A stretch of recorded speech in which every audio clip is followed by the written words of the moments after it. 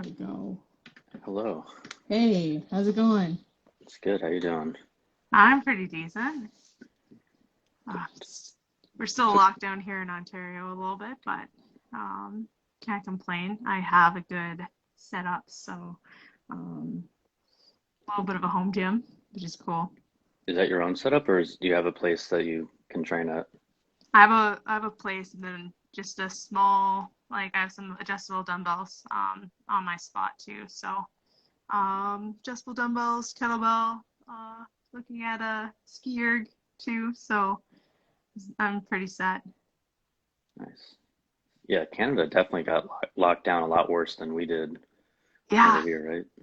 yeah, no, it's we've been going through it, I guess, since March-ish. So March, April, May, June, start hoping to start the rollout mid-June. So we'll see. Yeah, because I follow the strongman up there, and I know in at least Thunder Bay it was open, closed, Yeah, right? yeah. Which one? Where do you follow? I follow like Sam Beliveau and Yeah. Maxime Boudreau, those Okay. people, Yeah. and JF Karama doesn't post as much. Yeah. Um, I was recently competing in a strongman competition. I don't post a lot either. I just wanna haven't competed. It was an online competition, so a lot of videos were just sent in, but was able to lift a 222-pound stone for the first time. So I was pretty pumped about that.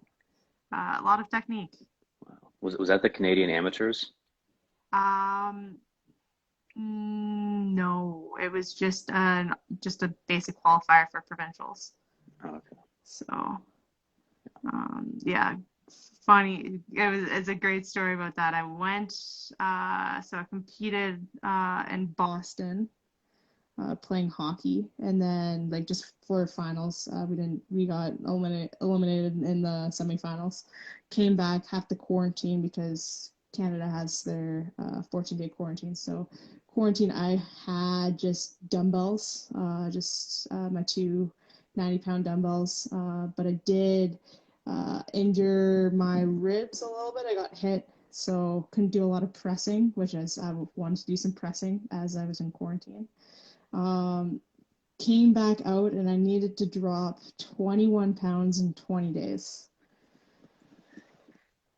Yeah, it was, but I made my weight class, competed, not even on a strength cycle, and uh, I won my division. So on to provincials, got an invite to pro nationals. So very excited about that. That's impressive because you don't really, I mean, you train strongman, but you're a professional hockey player, right? This is Yeah, more of a side hobby, yeah. right? It's So yeah, that's impressive. I mean, this is all I do, and I'm nowhere near your level of strength. I think I saw you squatted 400. I mean, I spotted 400, spotted 405 before going to Boston too. So hit 400, it's like, hey, 400 club, but then it's like 200, like the 2.5 pounds is like, okay, like gotta just at least uh, just throw all the plates on and hit it with, I think that's the first time I wore sleeves too. So, uh, or hit it with sleeves and it was a grind, but I typically move slow. As long as it's moving, it's going somewhere. there's a power lifter I follow he's from Jersey, and he can pull over 800 pounds. Every single rep is like 10 seconds of grind for him. It never looks easy, no matter what weight he's pulling. It's ridiculous. Hey, it's all about the positioning, right? As soon as you hit your positions, then you're Yeah. okay. Yeah, because the way I pull is I'm really slow off the ground, and I explode as soon as I'm past the knees. Yeah, I just need to get it off the ground. Like I'm good with the top half and everything. I can get it through, but make or break it on the ground and then make or break it like whether if I can get it off the ground or Around that shin. So Yeah. So do you ever train silver dollar deadlifts, like partial deadlifts? no, no. I mean, well, what does your strength training look like for hockey? Because I've never played. I don't know what it would be Um, like. Basically, I just try to, I mostly put it around the squat, because your squat can improve your deadlift. You still have that core control and everything. So squatting, I have a cycle where I have my strength progression, I have my variation the next day, and then I take that squat day off and I sort of just repeat the 3 days. So right now I finished a 4x8 cycle, and then I had the choice of either hitting an 8 rep max, like going for an 8 rep max, or going like 10 pounds up and hitting an AMRAP set. So I chose to go up and hit an AMRAP set. In the competition, I hit 345 for a single, and then I hit 345 for 10. So big improvement over the 5 weeks of having a strength cycle. So now I'm on fours. So my days will look like day one, I'll hit 4x4, sort of linear progression. Next day is variation. So the variations that I'm switching in between is front squat. Just getting a little bit lower in the hips, hitting core stability, getting a little bit more upper back in there because my upper back tends to be weak as a hockey player. I'm forward. Second variation is something a little bit heavier. So I'm going towards like a chamber bar type squat. So weight's a little bit lower, still loading the hips a lot, getting some leg drive in there. And with some accessories, I'll hit some sort of unilateral stuff or more power things. So that's where that hockey aspect comes in. I don't need to be overly stressed on being sport specific, as long as I hit like just different hip angles, single leg, and power. I'll be okay. For me, being a smaller athlete, I'm 5'2", so it's like I got to make sure I protect the puck. I could stand my own, because someone could come in at like 50% and like blow me over, even if I'm like 100, like standing at like 100% and I'm ready to bear this hit. So my trainings have always been sort of a little bit more strength and power dominant, and then focused on like some different speed work. So if I need to do some sprints or agility and everything, I'll incorporate that here and there. So what position do you play? Last year I played defense. This year, I'm not exactly sure. So I'm a utility player. At Cornell, I played mostly forward. And what was it like being an athlete at Cornell? I guess It I can't really say was, I'm an athlete there. I just compete in strongman and I go to Cornell, but I'm not on a hey, team. there's such a good community though, and I powerlifting, strongman community, weightlifting community. It's like the lifting community at Cornell is huge, and I was being an athlete and everything. Like I competed in a couple mock meets, weightlifted as well. I think I saw Daryl come on. Daryl taught me how to weightlift too. So um, it was being an athlete there. It was a lot of fun. Like the rinks there, campus, you're sort of always absorbed in that college life, that sort of high college atmosphere. You're around your friends, you're around different students, and you're always running off to something. I was just really happy. Personally, for me, like there was the rink, there was Lana. Teagle was just off to the side, and then the gym there. So when I was at Cornell too, I had a personal training job, so it was like pretty much I just could just stay there. I could be at the rink, I'd be happy. I could just walk next door, get some money, also get in a workout here and there, and then also Freeman there, so getting a workout. I was just in that one little corner. So what was your involvement with the Barbell Club while you were here? You actually, fun fact, you hold the deadlift record for women at Cornell. Um, I, Oh, that's I, cool. I archived the Barbell Club history, and to date, no one's beaten 340, which you did at the mock Really? meet. Yeah. Okay, so little bit. So I actually started off in weightlifting through the Cornell. So I went into Teagle, and Daryl pulled me aside. I was like, hey, if you want to learn how to weightlift, go for it. The Teagle bars aren't there. There's no ball bearing unless they've changed that. But he taught me how to clean, taught me how to snatch, try to fix my overhead position, which is, 10 years or 5 years now. Still is a work in progress.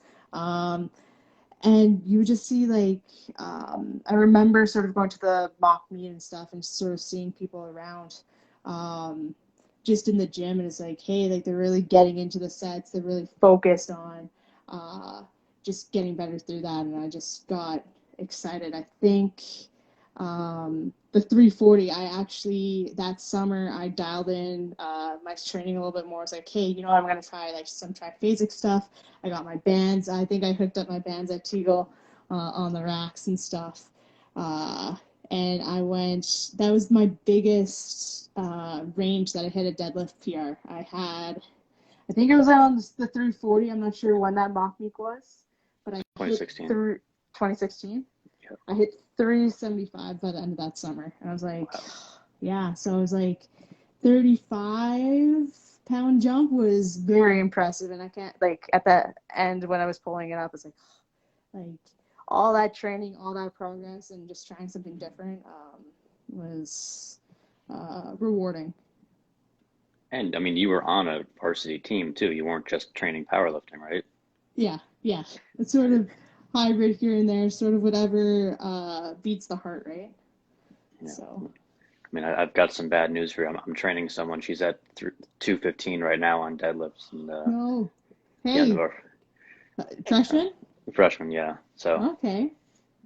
If we can get her to 365 or so by the end of senior year, we might have to take your record from you. That is promising. Do you guys hold it annually now? It's like, hey, sign up, come in. It hasn't really. I don't think there's been a mock meet since, at least an official one, since when you guys did it. We're trying to get that back started up again.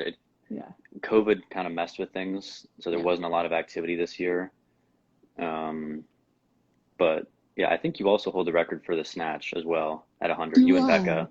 Yeah, you and Becca are tied for that, I think. Oh, that warms my heart a lot. My snatch has improved.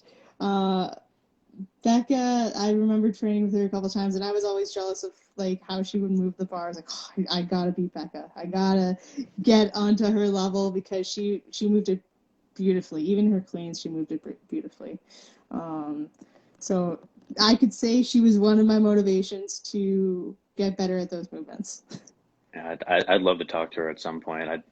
I think she just hasn't been free the past couple weeks, but if I can get her on and talk to her, that'd be nice. She's been busy. She's down is she in Florida or Miami? She's working with Steffi Cohen, I think. Yeah, that's sick. Got her PT. I remember she was going off she already had her thought of getting that PT her senior year, junior year going into senior year. She's like, yeah, this is what I want to do. This is where I'm going, and she's done really well with it. So. Yeah, I know there's her. I think she was a trainer at fitness centers, right? And you were too. I don't know if they're still doing that right now. I think because of COVID, I don't know if they have people who check people in, but I don't know if you can get a certification and become a trainer there anymore. That might open up next year, but I haven't seen anyone training anyone. I mean, I write programs for my girlfriend, but other than that, not really training people anymore. Yeah. I know, the regulations and COVID's definitely took a spin on the fitness industry for sure. Just, you got to learn, adapt, and go with it. And things are hopefully progressing more and more up in terms of just things opening up, people getting more motivated. I've done tons of Zoom workouts with teams and individuals. And you could just notice a little bit of fatigue. So I'm going to be super pumped seeing people in person, even if it's socially distanced. Yeah, I think everything on campus is supposed to open up. I was talking with our advisor the other day, and he says that we could all finally get together because we didn't have team lifts this year. We had unofficial, if there were a couple people from the club there, we could call it a team lift, but there wasn't that organized team lift aspect. It was very strange. It highlights a little bit more individuals, like, hey, I'm reaching these individual goals, and then sort of it's like, hey, This is what I did. Like, congratulations, and sort of building up that different like team rapport. But it's definitely not the same as being in the same space at the same time. Yeah, there's definitely going to be growth in the next couple years. So like I mentioned my girlfriend who she's the one who's at 215 on the deadlift. Okay, okay. We're doing New York Strongest Man and Woman together at the end of July. Oh, that's So cool. What yeah, events? they have a truck pull. Mine's Nice. going to be 25 tons. Hers is going to be 12 tons. And then a circus dumbbell for reps. I'm at 120. She's at 50. Fingles, fingers. I think I'm doing 350. She's doing 200. Okay. What else? Car deadlift at whatever the car is on the platform. Yeah, And keg loading race. It goes up to 325. that's It goes cool. 75 to 325. And then whatever, you don't have to load them all. It's the maximum amount of weight loaded. So That's cool. yeah, it's a lot of cardio. So it is a lot of cardio. Those are my events though. You move, you get people on that like third, fourth time, and it's like you're still moving at the same pace. And um, yeah, no, I'm jealous of all your moving events. The last one I did, so there was max reps at stone at 48 inches. I'm not gonna like stone because the 48 inches is very close to my height anyway, in 60 seconds. So I did the 222 for 2 in that time, so it was a PR for me. Max log um, at 180 for reps, so full clean, full jerk. Um, as again, I got 2. I was just hoping on getting something because my log wasn't clicking. In the 2 weeks, I haven't touched it since like a long time. And then what was it? Yoke. Uh, you could choose between 450 or 525, like Trump rules. And I was like, none of the other lightweights are gonna go 525. And like I know like that's just my event. You just load and just grind it out. And I got 80 feet, so 40, 40, and 28 seconds. Wow. Yeah. I'm the exact. You remember Nick Beeble? Another. No. I'm sorry. He was Yes, actually, I do. class I 2014. follow. Yeah, we've talked about strongman. He's a lot like you. He's good at just picking stuff up and moving it. I'm the exact opposite. I'm all static power. Yeah. Yeah, like I also had log for reps at my first competition and deadlift for reps, and in those events, I think I was like top 3 for the lightweight novice, and then we had like sandbag for distance and farmers for time, and that was when I dropped down. Yeah. I'd love to get my hands on some stones though. Yeah. There's our gym just like is getting into strongman and stuff. So we have we have a guy that's trying to lift a 390-pound stone.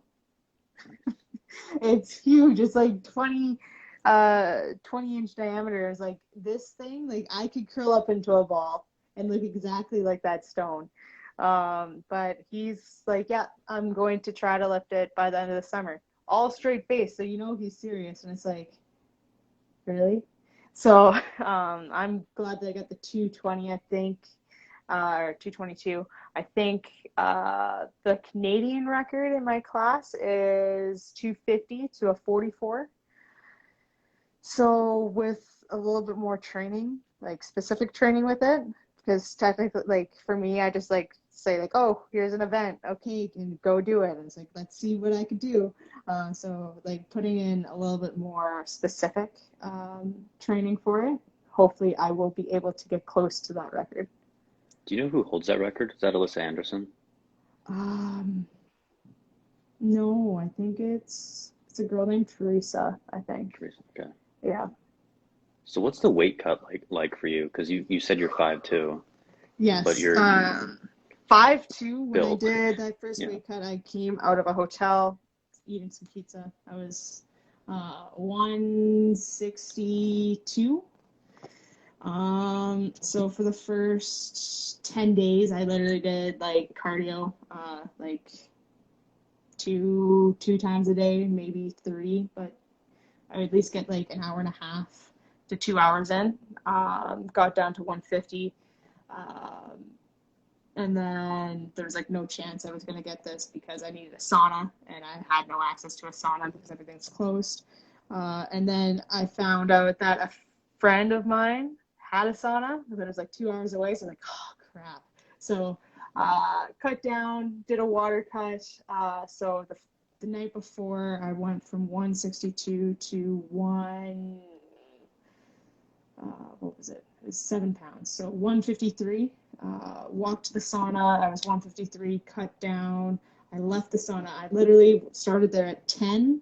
I did 16 intervals between 15 minutes or 10 to 15 minutes. After 16 intervals, I'm like, I'm done. I can't sit in here for any longer. Left there.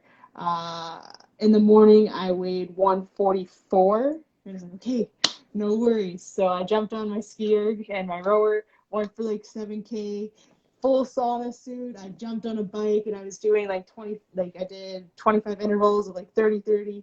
And then my weight was like 142.5. I'm like, I did all that work and I lost 1.5 pounds. So it took the entire rest of that day to lose the rest of the weight, and I weighed in 140.8. I was very tiny, but supposedly the first water cut is the worst. And I'm gonna be a little bit smarter on trying to set my just get my set point a little bit down. So after losing all that, I still try to not gain as much back. So I think right now I'm 156. So again, like another 6-7 pounds less than when I left from the hotel. I'm hoping to walk around as soon as I need to start cutting weight for provincials and stuff. I'm hoping to be between 152, 154. So if I could sort of hover around there and still with strong weights, I think that's going to be an easier water cut for me. But yeah, that first one was definitely one to remember. Well, official strongman games just put in a 73 kilo weight class in case you don't feel like cutting again. I know, but I think I'd be so good if I cut. Like, I think I would, I think I'm going to do really well if I competed at 141. So that's, if I could do it, if I could grind it out and hopefully get that, like, it's a 24-hour weigh-in, so get strength back, I'll be okay, I think. Even though I wrestled in high school, I never got into the whole weight cutting thing. Yeah. Like I wrestled from 160 to 195 in the span of 2 years. I just didn't cut anything. And then even now I hover between 200 and 205. I'm nowhere near the weight limit because I guess United States Strongman, what I've been doing is 100 kilo weight class for lightweight men. Okay. So I'm 20 pounds under that limit. But I guess it's trickier with because my girlfriend, she's 6 foot, so she's like the same height as I am. Yeah. So, but she's trying to see if she can stay in the lightweight category for this comp. Okay. It's like walking around at like 165, 170. The weight limit is 165. Yeah. But she's so tall, it'll probably be hard for her to. I feel like in the future she should just stay middleweight once she goes to opens. Like and then, I think just gain size, gain strength. That's gonna take even like she could probably put in like just good muscle in like 6 months too. So yeah, I mean that's what she's done. Like with her 215 deadlift, she was at 135 in December. Wow. And then she pulled 215 in May. So her overhead press is now better than her bench. Oh wow. Yeah. Okay. It's 5 pounds, but it's still more so. It's still more, and that's significant. Yeah. Oh wow.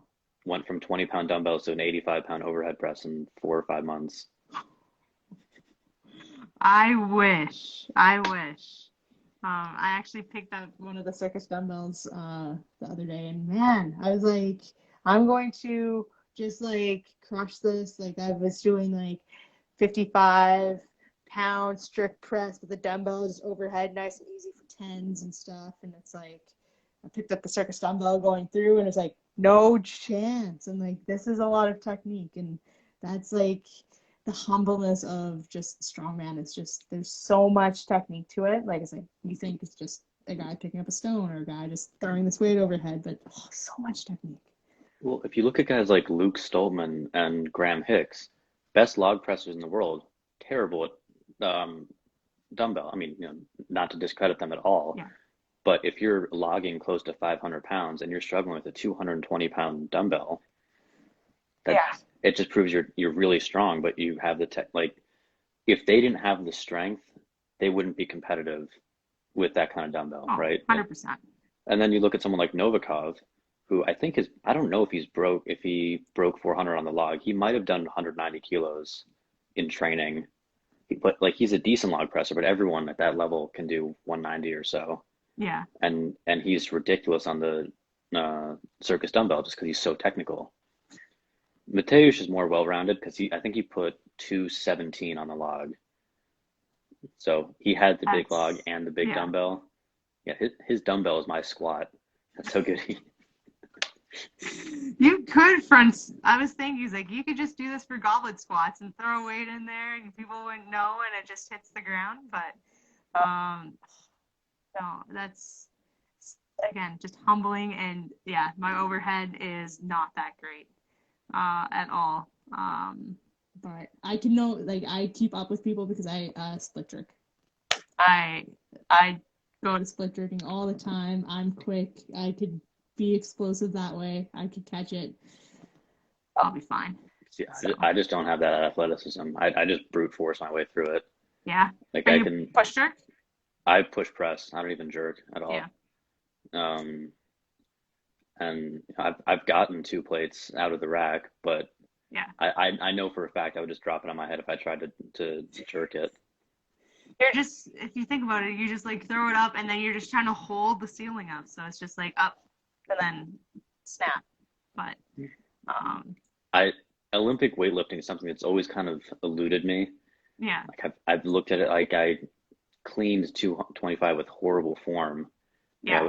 I caught it down by my chest and just kind of forced it back up. It's really ugly, but yeah, that's probably, aside from cardio, the best thing I can improve for my strongman is just getting the stuff up to my chest. But yeah, I'm so lopsided. You seem like you're more well-rounded in terms of your squats versus your deadlifts and your pressing and stuff like that. Yeah, like I need to switch to a little bit more upper body focus because I've lost a lot of that just because I got hit and stuff. And I just need to focus on it a little bit more because all of the competitions and stuff were all lower body anyway. But yeah, like my squat compared to my deadlift, I raised my squat up by a lot. I don't think I could even hit a 315 squat when I was there. And now I'm hitting 400, so I really focused on my squat over the last 3.5 years. And then my deadlift, typically, like if you focus on squats, your deadlifts are going to go up compared to deadlift to squat. I am eyeing up some deadlift records though, so I am thinking about shifting towards a little bit more deadlift centric cycle over squat as soon as I get my squat strength and power and sort of neuromusculature like firing again. But yeah, that's typically, so I hit 525 for a double as a sumo with straps. Okay, gotta mention straps. Sumo straps. And sumo. Best lift compared to conventional. Conventional 485 with straps as well. It was in a local meet. And then squat would be 405. So. That the biggest thing to change is how lopsided I am. When my squat was still below 300, my best floor press was only 20 pounds less than that. Oh yeah. Yeah, it's not good. Then that means like just focus a little bit more on strength. A little bit more on strength. My best bench press pause is 3 or 6. I think if I would to go and bench today, I would probably hit maybe a grindy like 200, 205. No, I've hit that. I would say a grindy 210, which is close, but Like literally, like every pound counts, I feel, as a female.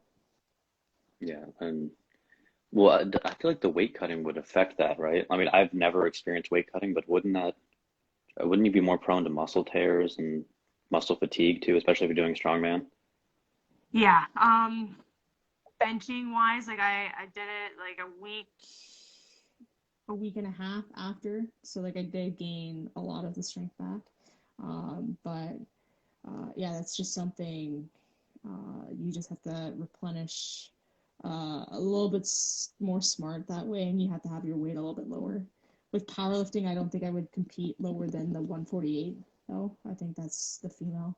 And even like looking, like I was looking over, it's like, hey, if I was ever to compete in weightlifting, if I was ever to compete in strongman or powerlifting, like 148. With weightlifting, I wouldn't have tried the 63, but now since strongman, I've been down to 63. Like I'm probably gonna like if I did compete in weightlifting, I would go 63.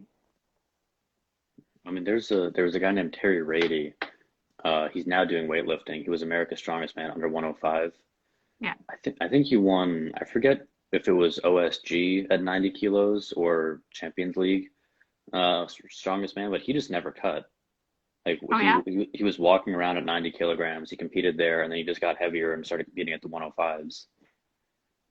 And And yeah, well, probably just like clean and everything. It's like even like technically, you probably wouldn't have to be the best and throw up like a huge clean and jerk number and then snatch. You just have to like you would just put all your focus on the clean and jerk. yeah, so how do you balance hockey and amateur strength competitions? Um, so even over the last few, it's just works out. Hockey is on the weekends. You Like I only practice like 2 times a week. Um, and even like overall, like the overall scope of things is like, hey, like hockey single leg, a little bit more mentally fatigued. But you just make sure it's like, hey, this is just a practice, so I could squat earlier in the day, or it's like, hey, I'm coming up to a game, so I'm just gonna like make sure I'm not overly fatigued. Maybe I'm gonna work on a little bit more explosive stuff. But overall, like for me, it's just putting money in the piggy bank. It's like if I overall like I feel like I want to get the most athletic that I can. So like if there's anything that comes up, it's like, hey, I could do it. Hey, I'm going to do that. Okay, for sure. So it's just putting money in the piggy bank and just knowing when the most important events are or most important like sessions are, let's say. Then you put a little bit more focus and emphasis around that and the training around that. But typically, like when I hit that 485 deadlift, um, I was in season. I hit it in like December, same as the log. I hit it like same day. I hit it in December, and didn't really affect my hockey too much because there's enough break. I feel like I'm like aerobically I could recover pretty well. So um, yeah, like I just trained to see what I could do. Do you think strongman has a better carryover to hockey than a powerlifting would? Because, in hockey, you're not just standing there and lifting stuff, right? You got to keep moving. Some of the carry aspects, for sure. I know, like I already sent my coach my stone, so hopefully she'll share that to other teams to say like, hey, like this girl could throw a 200-pound stone, so what is she gonna do to your goalie? But the carry stuff, yes.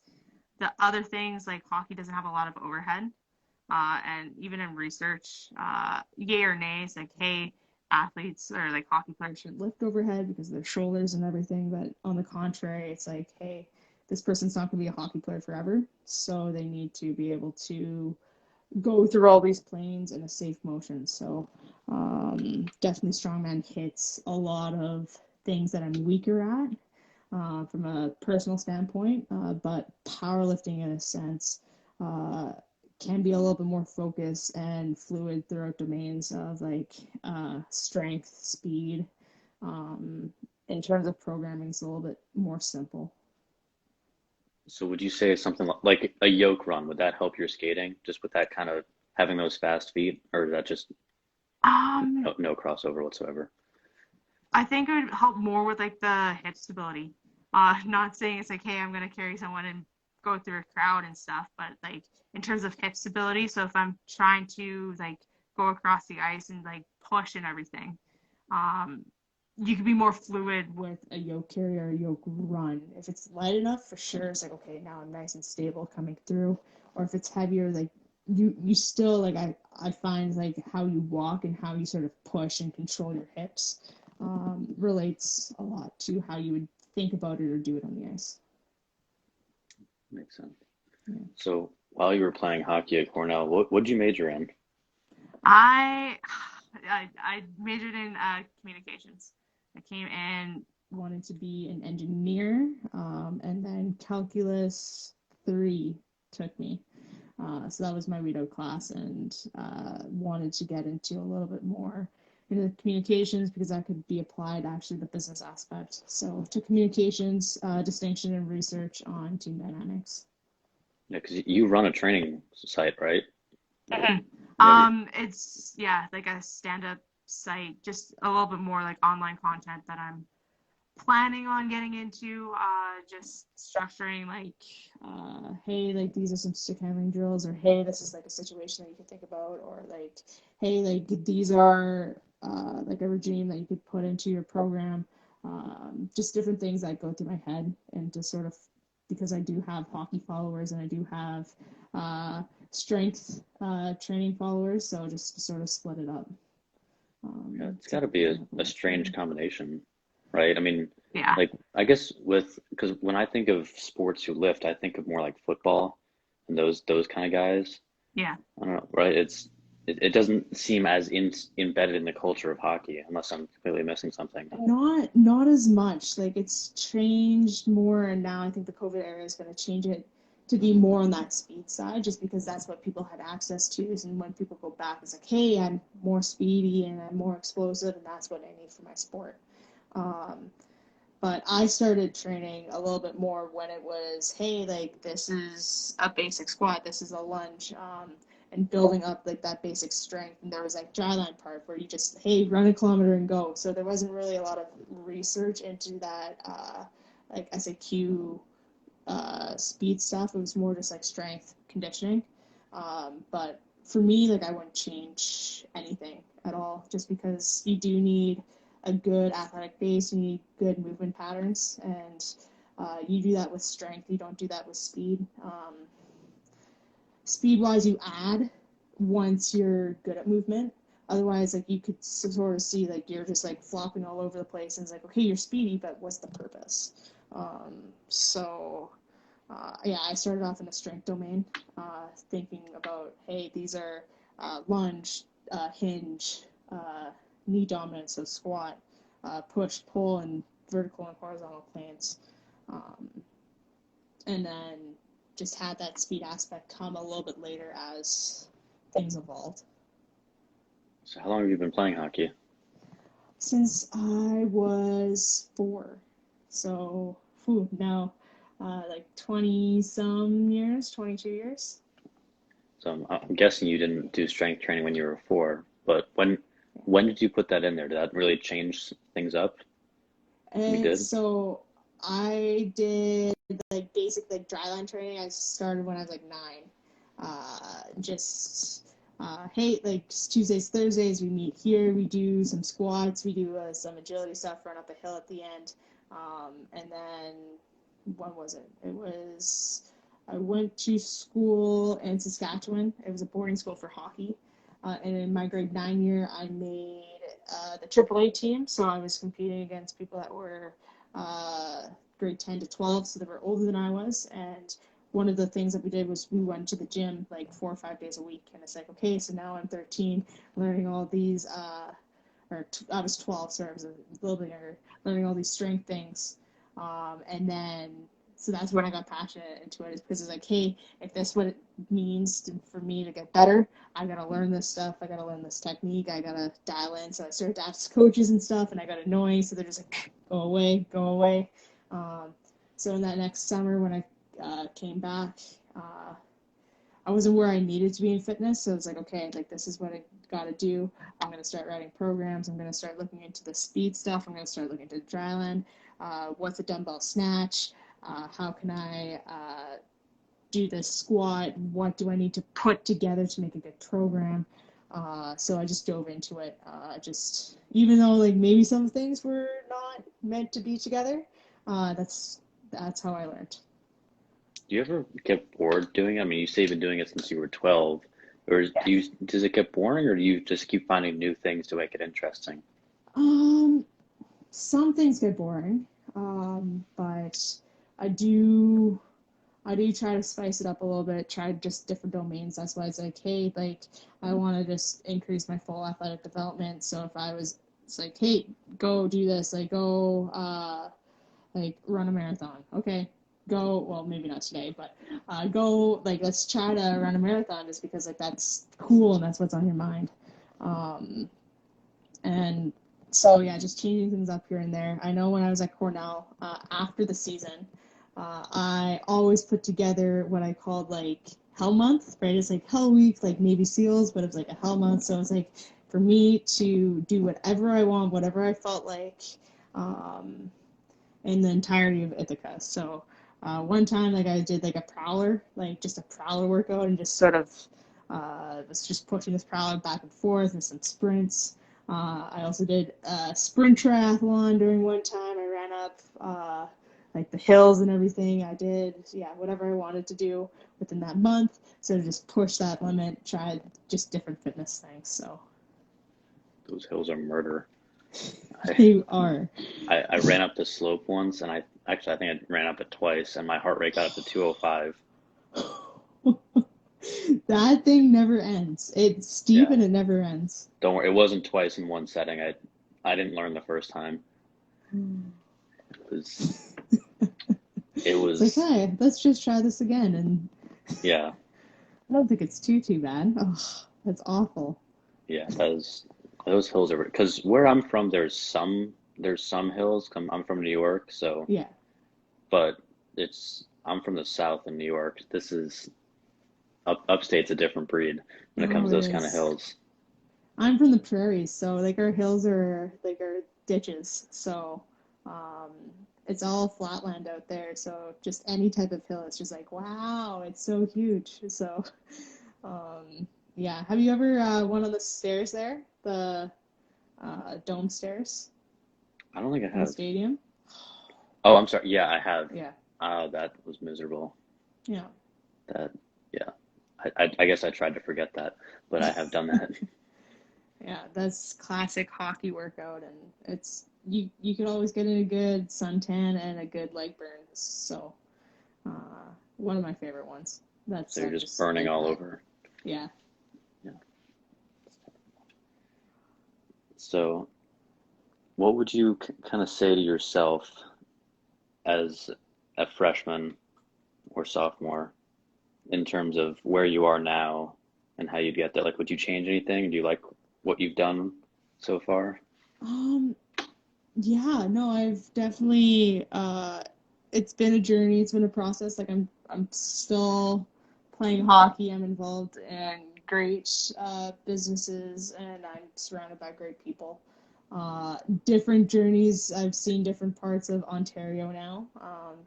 So as a freshman and sophomore, just like, yeah, just don't worry as much. I think that's pretty cliche, but like I remember for me, it was like I was always planning. Like I had draft 1 and like draft 19 of like my semester schedule, and it's like, you know what, Just go with it. it is what it is. Like draft 19 isn't different from draft 9, so just go with the flow. Um, Enjoy it, and yeah, I just wouldn't change too much.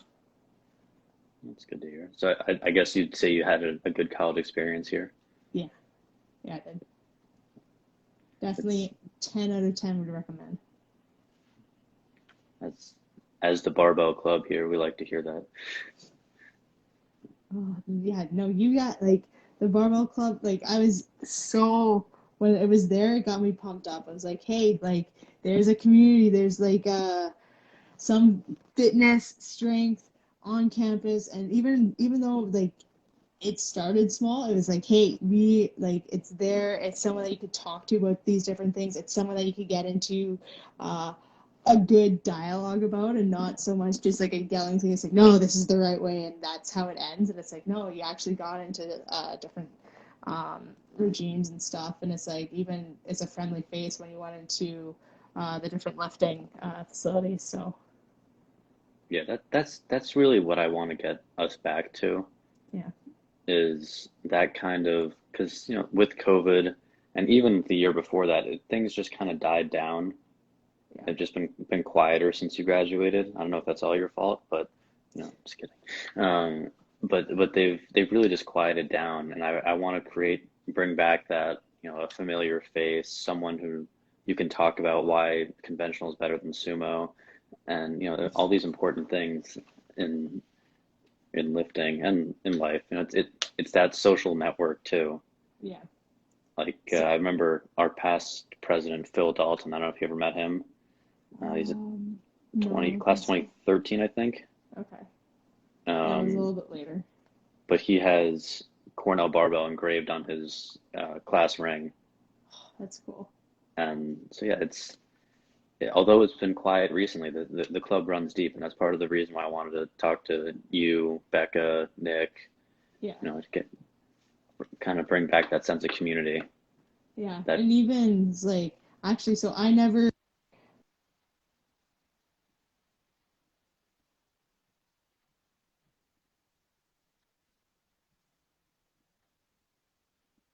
Sorry, your sound cut out.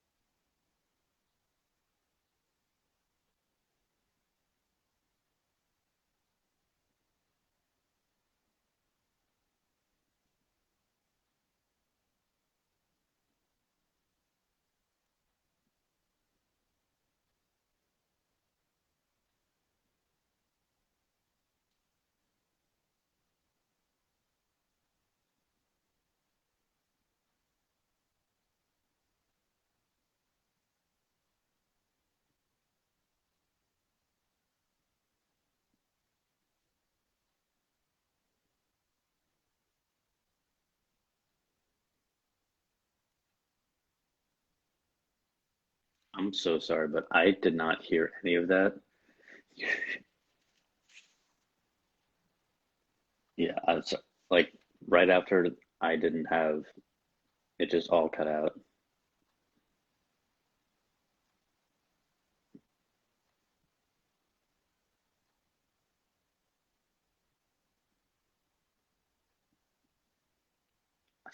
I still can't hear you. Sorry,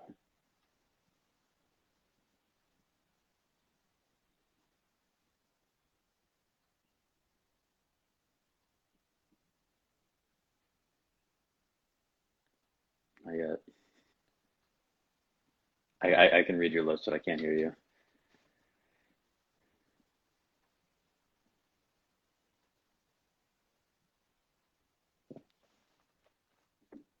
I don't know what happened with the sound.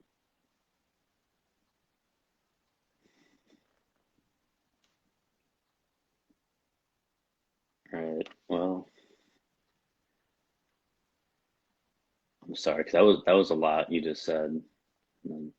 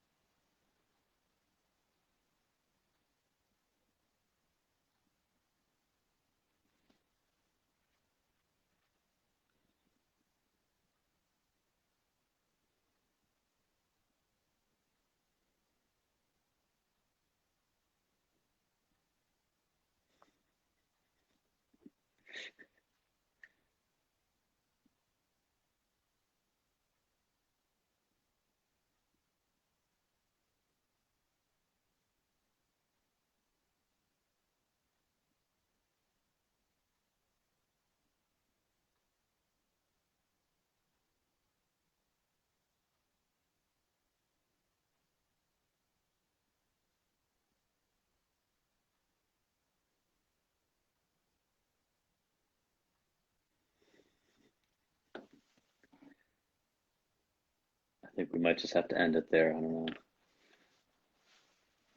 Although I really do want to hear what you had to say.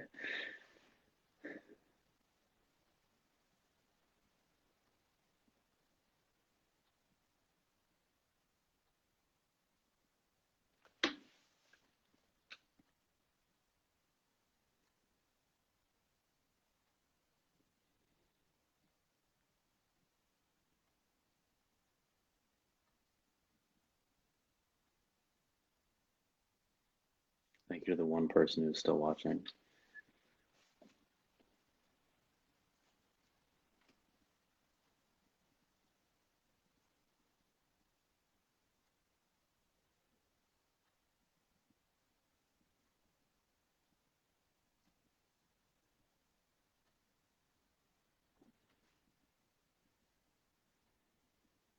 Oh, All right. We got Better? it. There it is. No, someone tried to phone me, so I was like, and then must have just cut out all the audio. So someone tried to call you? Yeah. That happened to me earlier. Yeah. Yeah. So I'm so sorry. Can you please repeat right after I didn't have? Oh, It I was like that want a huge entire thing segment there, that cut hey? out. Like even if you had um like some sort of like event every so often, like a 3 rep max deadlift, or like hey, like try to get as many reps as you can on this bench press. I'm sure like Cornell Fitness Centers would put like would allow you to use your like their social media. You could use your own social media. It could be like a big thing. Because like I didn't have like when we were there, like we could talk to people and stuff, but like I think that would allow more people to come in and have that environment, because even like in like the communities that I'm surrounded in here, um, people want to learn about that stuff now. People want to learn it within that community, get that knowledge, have that interaction. Um, and that's a way to draw people in, and then you can create that huge network, like it was, or that it is going to be. But yeah, starting out small, always like a little bit like niche within that network, because like even like those small, we had like that mock meet, but like if it's something like, hey, like see how many deadlifts you could do at like 225, definitely it's like I could beat the person next to me. So just different things like that. Yeah, that's sort of along the lines of what I have in mind. I just want to Yeah. get people doing stuff. And there's actually there's a group of guys in my grade who they all started lifting accounts like I did. I mean, I Yeah. did mine a year ago, but they all started it this semester. A lot of them train Yes. together. They're in the club. I just want to get them, lifting with everyone else Yeah. and stuff like that. But it's no different than when Phil was president, when you were in the club. Yeah. It's just things got kind of postponed after around 2018, 2019. Things, Just in that lull time, it's like, okay, what's going on, what's the transition, and then COVID happened, and it's like, oh, yeah, then yeah, there was no transition. yeah. But that's that's the hope. We have my girlfriend who's the talented strong woman. She's Yeah. gonna take your deadlift record.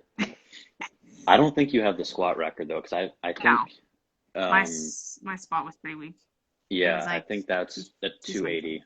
Yeah. I don't, but yeah, who knows if she'll take that one? But yeah, Probably. You know what? I'll root for her to sweep all of my records there. I'll program her to sweep all your records. She does want to get into Olympic lifting, so Okay. yeah. The snatch, clean and jerk, some press. Well, if she has overhead better than her bench, she's gonna be just fine with like anything like Yeah. split jerk, push jerk, She has all really that. good technique on overhead too. Like Yeah. it's better than mine, which I don't know where she got it from. I can't take credit though, but I wish I could. It's one of Um, those things where it's just like It's there. I'm gonna work with it. We are going to just It, make it the like star sort of thing. Like yeah, that's what I did with my deadlift. My deadlift is there, so I just made it the star thing. So it's just the right amount of lean back, head through, and the follow through. It's just, yeah, you know, the timing's perfect. I don't know where it comes from, but Yeah. I'm not going to try and change it. So are you also planning on like growing into like making a proposal to grow strongman as well There, instead of, because like in Cornell you could do a lot of like the static stuff, but like proposing even like if you can like writing like an application saying like, hey, like can we get like some axle bars, or hey, can we get like a log or It, a variation of a log. it's funny you just mentioned that. Nick Beeble and I have talked about. Look, I honestly, personally, I think the axle bar would probably be the best thing to get yeah, because you can clean with it, you can deadlift with it, you can overhead press with it. yeah. I actually had an axle pressed on that kind of bar until like a week ago was my first time. It's so unstable. I was not prepared for how unstable it is. It's different. Yeah. I feel at a point I felt more comfortable with an axle bar compared to a barbell. So just how it came up. Because like you don't have to do like a full like from a grip here and sort of catch it, then it's sort of uh you have a little bit more variation, I feel, or variability, where you could like, hey, I can like miss it but still sort of get it compared to a barbell. I don't know. That's maybe it's just me, but I mean, I don't have the mobility to get the barbell down back that far anyway. I kind of catch them the same way. yeah. But My that's another record I'm going for is a clean and jerk for a barbell. I good know. luck. Good. Melissa Peacock just hit 275. Yeah. For a weight class, not for a She full thing, but she's a middleweight. she is. I know. Yeah. That's why I want to break it in lightweight. I've cleaned 240 Wow. for an axle. So, Do you continental clean or you double overhand? continental. That I, was barbell. Or sorry, belt too. So on the belt up. Um, I can double overhand 215. so you belt clean, you sumo deadlift, Yeah. you split jerk. It's just all the tricks.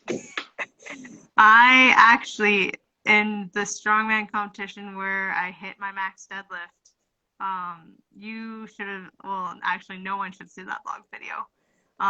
Because it was a different log than what I've been training at. So I was like, hey, you know what? I'm going to break the Canadian record for log because it's 198.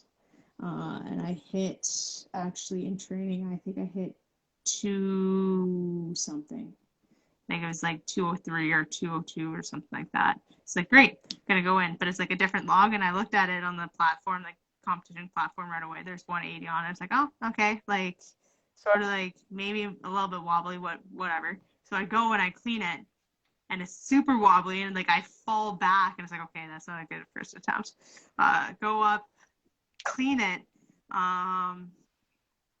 Either the 180 or the 190 hit me in the head. One of them hit me in the head. I dropped it on my head. Not a good thing. I did get both reps though because I had 60 seconds, so I got both reps in time. I also did squat clean the log. One of them. Because I was like, I just gotta get it up, and for some reason I just dropped down. I think that's like the weightlifting side. It's just because if it gets heavy, you just drop down. So I dropped down during one of my log attempts, dropped on my head. Got both reps though, but you just do whatever you can in some sort of fashion. Yeah, that's the weirdness with strongman is at my first competition in January, the log was 80 pounds empty. And then the one at my gym now is 135 pounds empty. It is such a weird center of balance Oh because wow, I it's bet. just denser metal. Yeah, It's 185 on the log in January feels astronomically lighter yeah. than 185 on this one because everything just so condensed. And I almost feel it more in the triceps than I did back then. Okay. And so one of the things that COVID did for us was we only had 50 minutes in the gym. just not a lot of time to train That's strongman. no, like you gotta warm Yeah, up outside or something, and then it's like, hey, like here it is, and you build up to something maybe strong or maybe heavy if you can in that time. yeah. Thank you for understanding. It's not everyone gets that. It's like, oh, 50 minutes. That's a lot of times. Like, well, I sit 10 minutes in between sets because I'm Yeah. dying over here. Oh, But yeah, so I hopefully they get rid of that in the fall as well. yeah, And oh, by the yeah. way, this is she just joined the person who's going to take your deadlift record. Oh yeah. Yeah, not to start any beef or anything. Um, but yeah, if we could get an axle to Teagle, that would be good because they've got the setup Yeah. for it. You can deadlift on it. And it's not like someone could.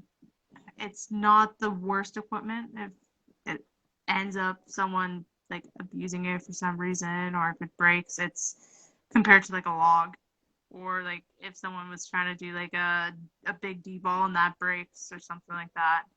Um, it's something the most versatile as well. Like I'm actually using it in some of my strength training. Like I'm doing it like well deadlift it is a strongman event, but like I'm like doing more like a linear progression on it. So basically like I find it's better for just like low mid back engagement compared to just because that bigger grip and how it forces your hands and how it forces your shoulders to stabilize. So I'm really liking that variation, but it could be used by anyone. Bicep curls. They'll be used a lot for bicep curls and T-curl too. I'm assuming. I don't know. I would take it away if it was up to me. But Put it right on put a little tag, no bicep curls. yeah, I also just personally don't like bicep curls. I find isolation work very boring. Yeah. Actually, that's in all of my presses. So upper body, just because I've neglected it a lot, and it's like, oh, I don't need this, like whatever. It's what I lack, so I have to make sure, like literally, I have to write it down. Bicep or arm work 2 times a week. Arm work, like literally, it's not, and it's not at the end of like it's like 2 sets. You do like 15 curls and you call it. It's like, no, you actually have to put in a good block of programming. And then there's also another accessory on top of that, just because like it's the thing that I'm lacking now. So it's boring. It's boring, but That is exactly what I did for this training block for Eliza and I. Is well, because one, we didn't have time to do it. It was 50 minutes. Like for our deadlift days, it was top set, back off. Maybe we'd get to our squats for accessories, and like that was it. yeah, Whereas now we have the time for it. So like today I had forced myself to do bicep curls. Um, we did tricep extensions, stuff yeah. like that. But it's the most boring thing. If I could just Yeah. deadlift every single day and Do you do never get that? tired, yeah, and overhead press, I'd push and pull every day. Push and pull. Yeah. Um, yeah, no, it's definitely it's a thing. It's like deadlifting. It's like okay, like it's there. you don't have to think about it. And then just arms are just like Where like how am I gonna curl today? Am I gonna curl with one arm? Am I gonna do with two? Am I going to do like a hammer? Am I gonna like do any set right? So I don't know. It's just too too much focus for me. But it's a whole. It's a whole that's definitely lacking for me, and now I have to put in bigger work for it.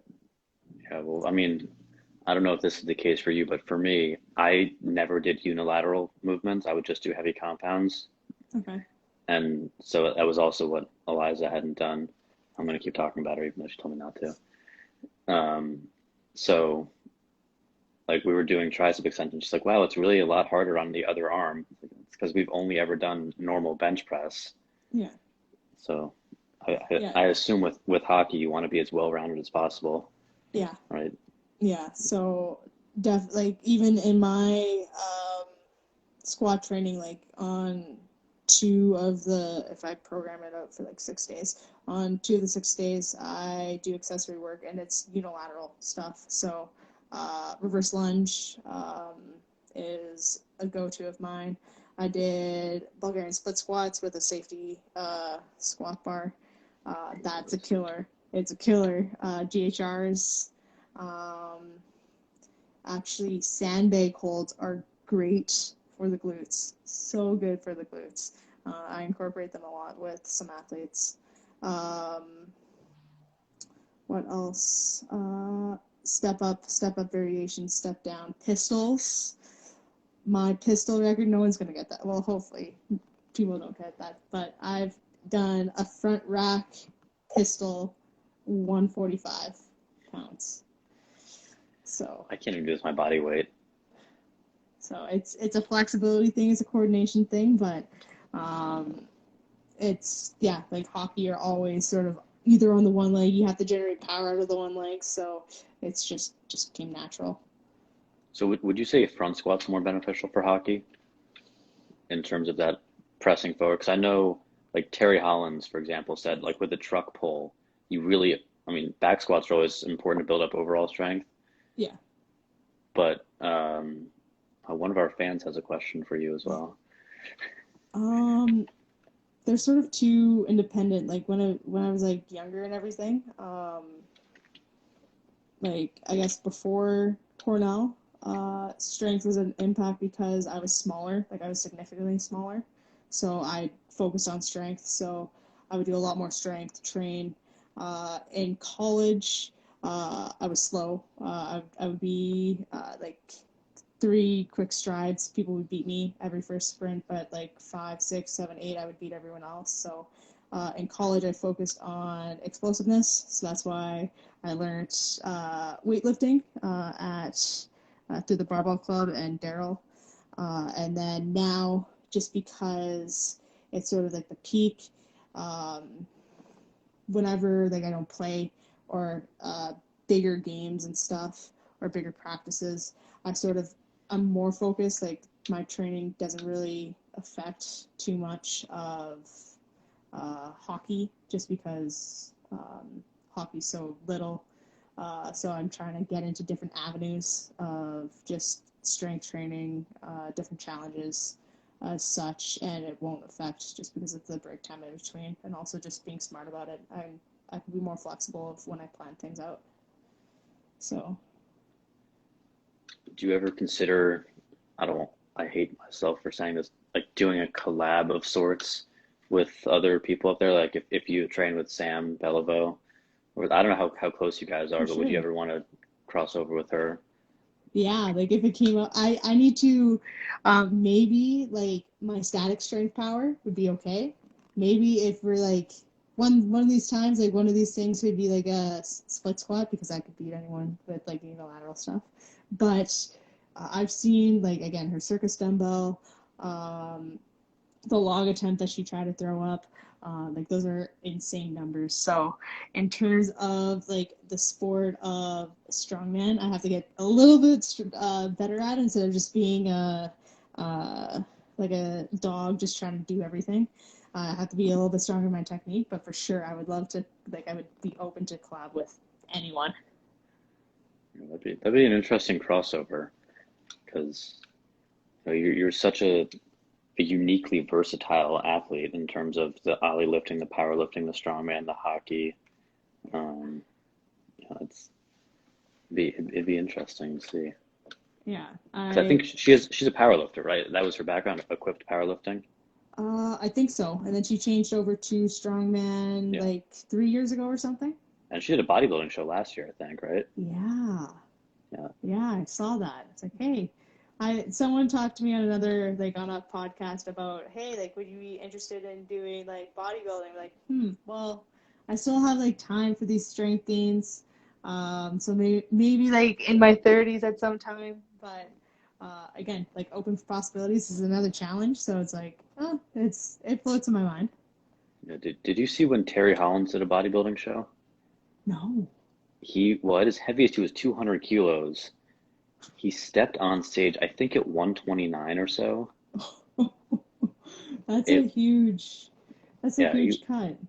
A huge cut, but he still looked massive, even as depleted as he was. Oh man. He's just a large man. I'll have to look that up. Yeah, he posts about it every once in a while.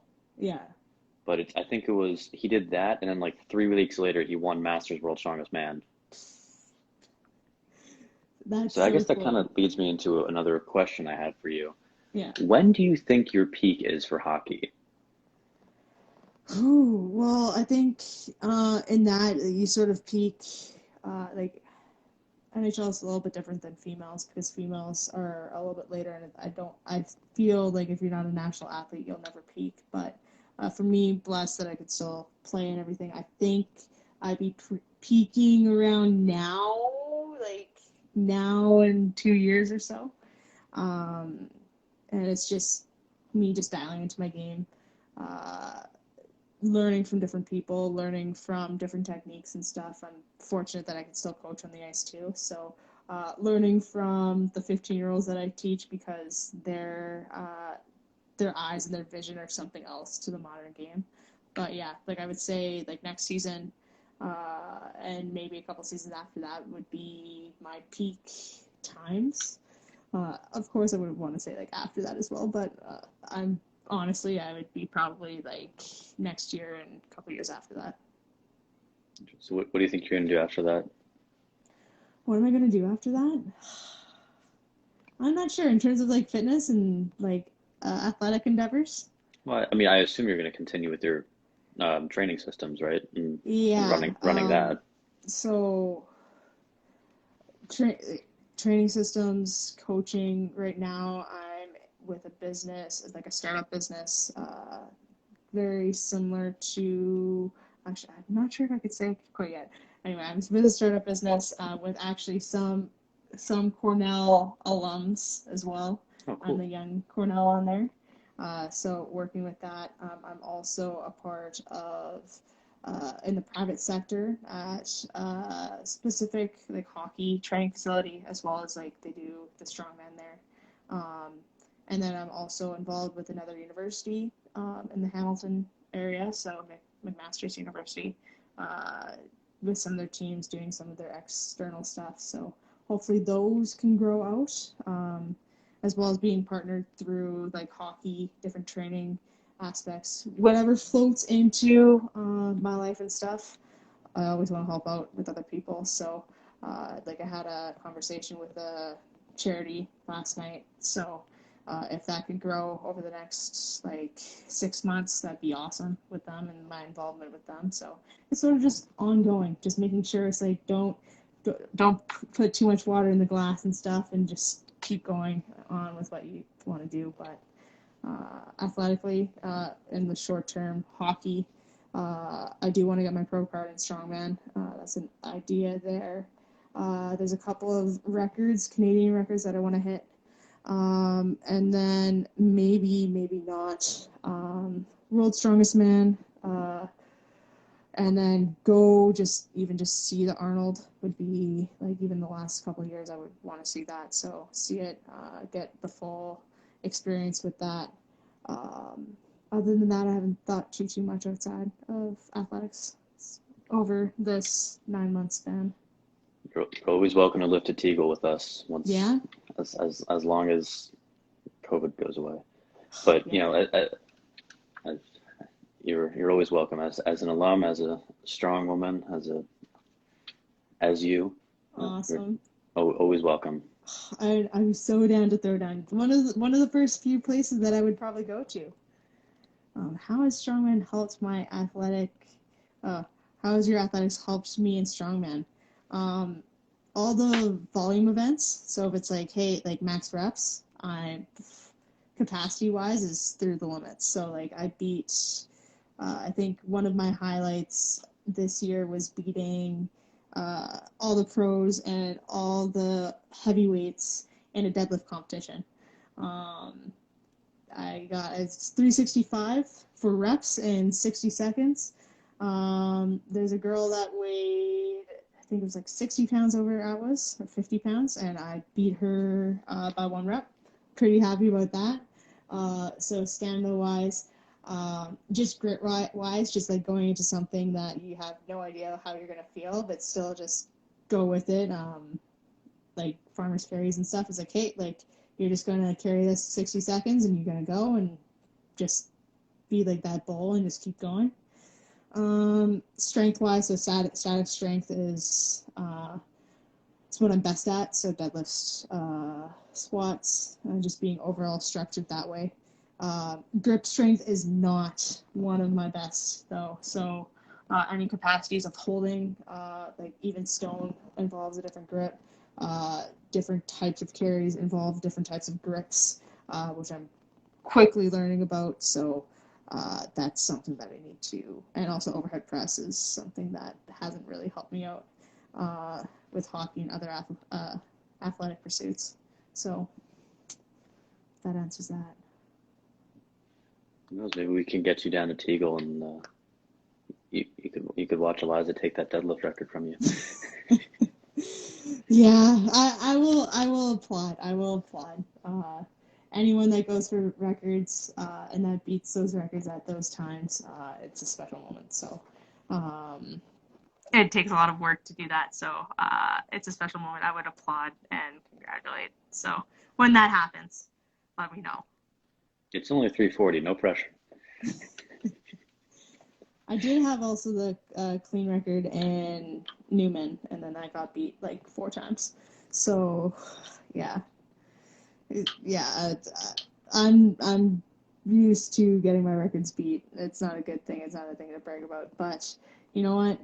Go ahead and beat all my records. I have time to get over it and be okay with it.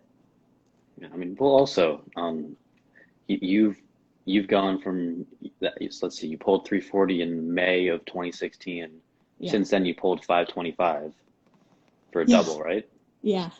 So sumo, but yeah, huge strength gains. Yeah, that's a huge jump. Yeah. But yeah, I think she can do it. She thinks she can do it too. Yeah. But even if she gets scared. No, she's just gonna grip it and rip it and just go for it. So. It's actually funny you should mention grip is an issue for you because one of the things that we do a lot of is double overhand deadlifts. Do you hook grip it? No. Okay, good. I don't know how to hook grip. I just double overhand. Do that. Yeah. Again, another thing that I'm putting in my deadlifting cycle is double overhand, just because it's like, hey, it's related to back strength. It's related to how your shoulders stabilize and also how you just overall positioning and how you pull. And it's not like, hey, like my deadlift pull is bad, but I need to strengthen other areas that are weak so I could strengthen what I'm strong at right now. So double overhead is going to be there for a little bit for a lot of reasons. I mean, would you do double overhand on the axle? Yeah, that's what I actually do. Double overhand. Okay, yeah. Interval reps, high volume, and then like I increase the weight until I can't do as many reps, and then I'll just keep increasing the weight, decrease the number of reps and more sets, and just keep hitting that volume total with more weight. So random question for you. Mm-hmm. When you pulled 340, were you wearing a belt? Did I? I think I had a belt. Yes, I think I did. It might have been a soft belt.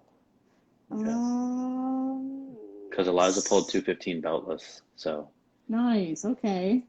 So probably like 240 then with a belt. Probably somewhere around that range. Yeah. Okay. With if we can get the form perfected. Yeah. That was what stopped us from going up. Was the form was starting to break down, the back was rounding a little bit. Yeah. We're like, you know. Yeah. If you're going for the record, then okay, maybe. But like, in terms of training right now, just hit something clean, hit something good, be satisfied, and go for the next day. And it's just day by day sort of thing.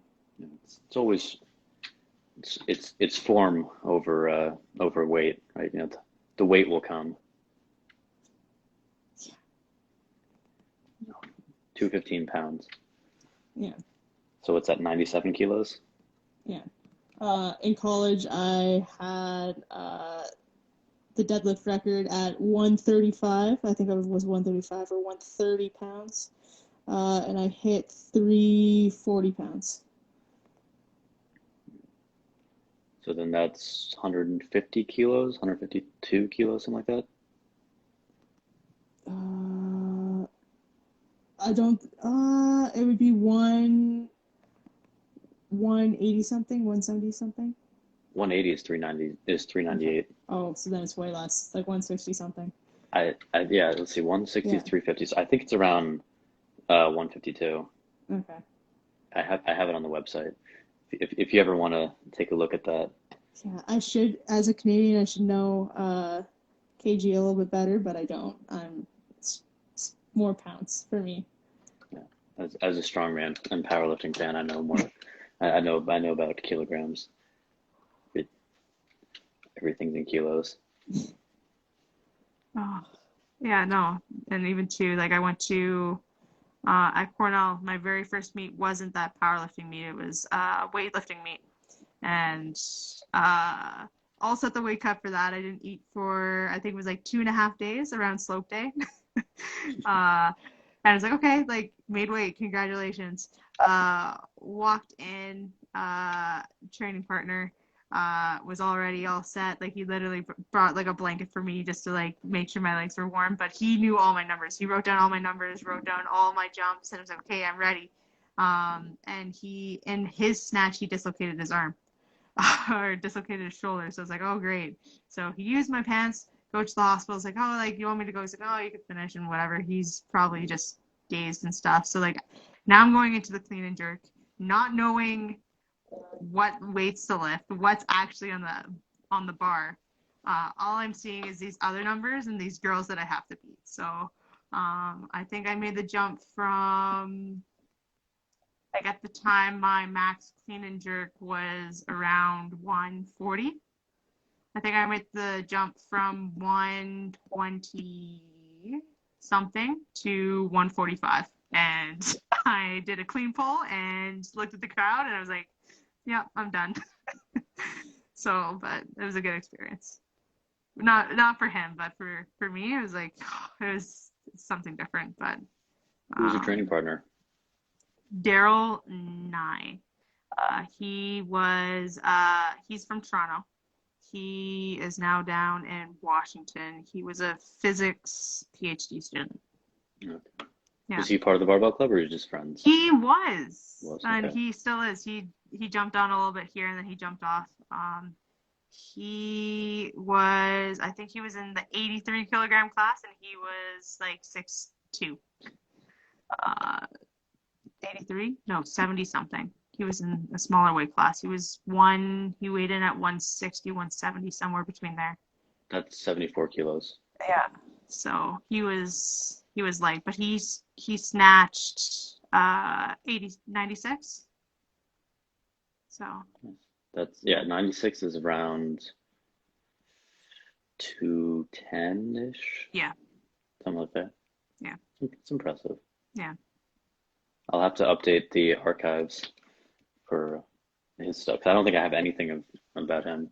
Yeah, no, he's a good guy. He taught me like the clean and the snatch. So, yeah, look him up.